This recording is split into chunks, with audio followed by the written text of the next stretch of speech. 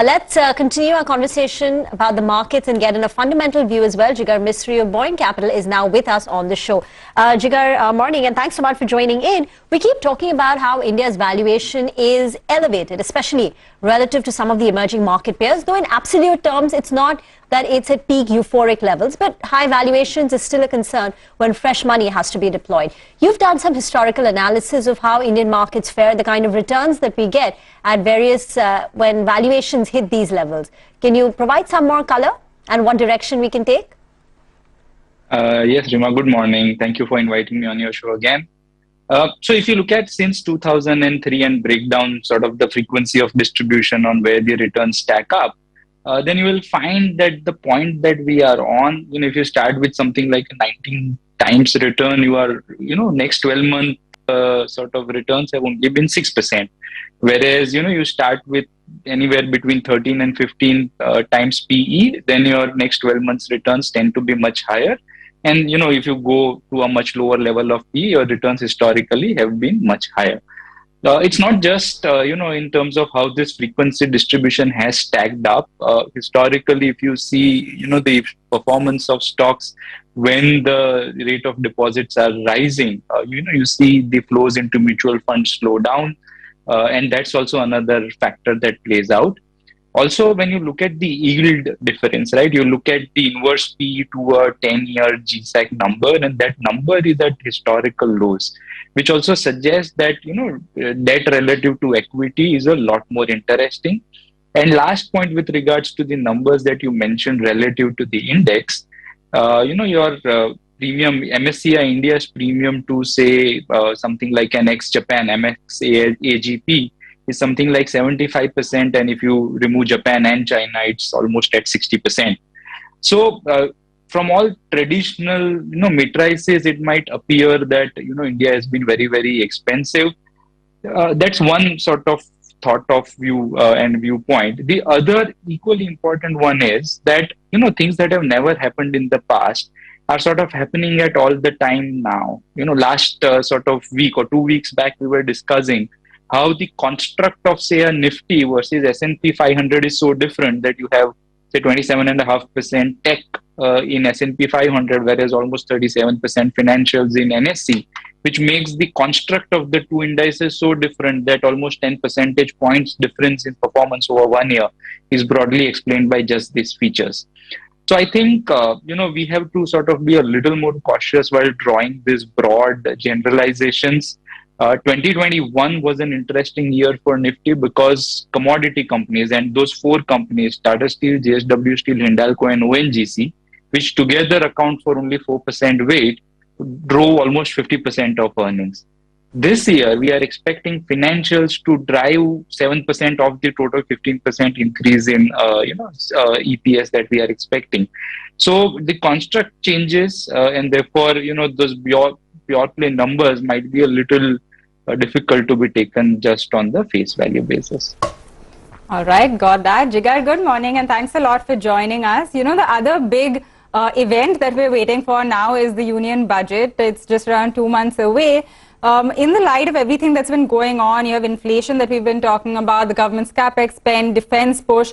What are the key themes that you would watch out for from the budget? Yes, good morning, Pavitra. So, a lot of data has been sort of recently coming our way, and some of that has been very surprising. So if you look at the personal income tax collection growth, that's, for the first 7 months is up 28%. Corporate IT is up something like 22%. I don't remember having seen these kinds of numbers for the first 7 months, probably ever, right? GST is up 45.5%. 45.5% of your budget estimates. And again, last year, in the first 7 months, it was only 34%. So I think if everything goes on track and government continues with its capex. So if you remember last year, they moved a large part of off-budget spending into the on-book spending. And if you see the numbers, that's looking like a 65% growth for government capex up to almost 4.1 trillion rupees. So if the oil doesn't play a spoil sport, and it's difficult to sort of say either which ways, but if it doesn't play a spoil sport, you could still be looking at government accounting for a reasonable growth in a nominal GDP and sort of revenue growth for the government itself. And it can continue to spend another 20-25% on capex, and this would like be a clean, YOY growth of 25%, which would still be meaningful while continuing to maintain a 6.5, 6.6 odd percent gross fiscal deficit. At which point, your market borrowings will go up from something like 9 trillion to 12.5 trillion, but it would still be considered as a reasonably good budget. So whatever is pointing from an Indian standpoint, the numbers that we are seeing, the high frequency data, has been very, very exciting to say the least. All right, we take that point. Let's cut to the chase, Jigar. Over the last 5 years or so, the frontline indices have gained anywhere between 80, 85 odd percent. Can't say the same for the small cap index, which is up anywhere between 15 to 18 odd percent. So how does one make money? That's the end game, right? And are there any small cap ideas that you have, etc.? If you could take names, would be great. Yes, Mangalam. Good morning. So you're right. 1 year your NSE small cap index is down something like 7%, and 5 years it's up only 18%. That's like cumulative performance, not CAGR. Right, and therefore, what seems to be happening is with the flows, with the sort of domestic flows and international flows coming in, the large cap sort of seems to be the one place where a lot of consensus ideas seems to be emerging. I also, caught up a morning segment with CNBC where you are, I think, putting out similar data where, 2018 you saw a huge spurt in the small cap index. And since then, that's been a very big lull. And I think that lull, might now find a way where, you might cover up a lot of those gaps. So our own fund, for example, carries now almost 43% small cap. That's the highest weight I could remember in at least a couple of years, if not more.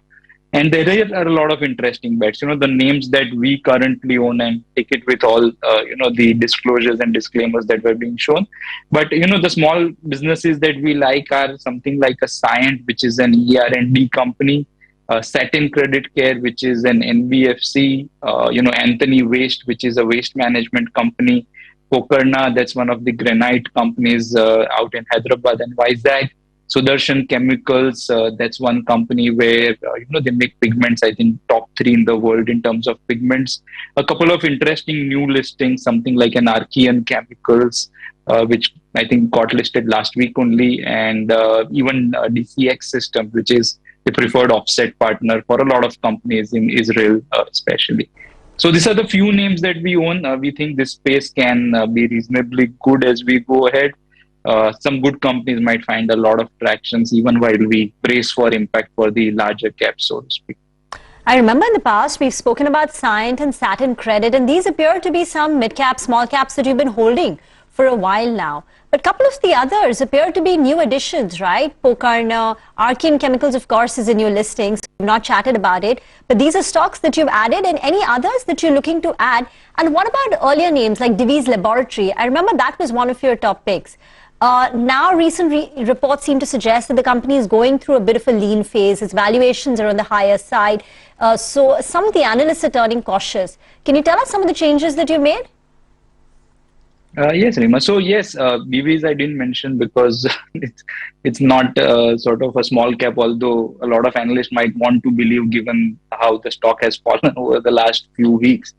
But yes, I think the key debate there is whether molnupiravir is the only sort of, the API which we are dealing with, or given the historic lack of clarity from the management of DVs themselves, there can be a bunch of other molecules that can come up and fill the slate of the pipeline, right? So DVs initially fell from 45 odd hundred levels to 32, 33, and then went up to 4,000. And I think now we are back to 32, 3,300. I think today what the market is discounting is taking, the management at some sort of a discount that this is the only vehicle and the only molecule that will play out. And going forward, you're not likely to see a CRAMS pipeline build out, which is much stronger. We tend to disagree. We didn't always own this name, but had bought it in the fall, which is around these levels. But it continues to be a very interesting play for us. Pokarna, Anthony Waste, all those names, Sudarshan Chemicals, I think all of them have been owning for the past, I think 2 or 3 years at least. Very interesting bets. We, have a way with playing with the weights on the names that we any which way own, and weight is a very important strategy that most funds deploy while they manage the funds. But now, I think those stocks also have not really performed in line with what the fundamental thesis suggests. So we would be very, very interested to see if, things go in line. And obviously, as you mentioned, RKN and DCX are just a couple of weeks old since they got listed. All right, Jigar, very interesting. Thank you very much for joining us. We look forward to having you back on the show, and then we can chat about a few more of your holdings and maybe some of the newer names as well. We're going to get into a short break now, but when we come back, a whole lot of stocks are buzzing around in trade on the back of fresh news flow that has come through. So we'll bring you all of the highlights when we come back.